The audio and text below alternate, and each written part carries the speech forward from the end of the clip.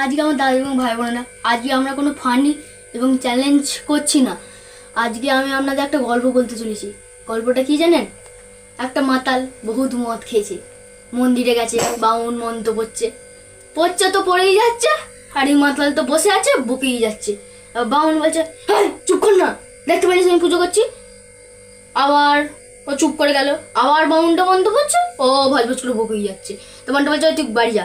বলছে, আমি একটা সত্যি বাড়ি যাব, আপনাকে একটা প্রশ্ন করবো, তার উত্তর দিতে হবে। বলছে যে ওই মাতালটা প্রশ্ন করছে যে ঠাকুর বড় না আপনি বড়? বলছে, আমি কেন বড় হতে হবো, ঠাকুরই বড় হবে। বলছে, ঠাকুর বড়? আবার মাতালটা বলছে, ঠাকুর বড় না বাড়ি বড়? আবার ঠাকুর মানে ঠাকুর তো বাড়ির মধ্যেই থাকে, বাড়িটার মধ্যেই তো থাকে। তাহলে ওই মাতালটা বাউনটাকে জিজ্ঞাসা করছে, ঠাকুর বড় না বাড়ি বড়? বাউনটা বলছে, তাহলে বাড়িই বড় হবে। তারপর বলছে, বাড়ি বড়? বাড়িটা তো আবার পৃথিবীর মধ্যে থাকে, তাহলে পৃথিবী বড় না বাড়িটা বড়? বলছে, পৃথিবী হবে।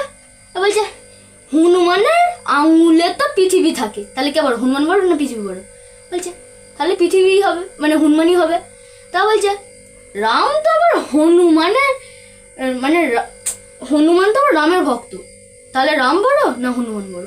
বলছে, না না রাম বড়, রাম বড়। তাও বলছে, রাম তো আমার পেটে থাকে, মানে রাম একটা মদের নাম। বলছে, রাম তো আমার পেটে থাকে, তাহলে কে বড়, আমি বড় না রাম বড়?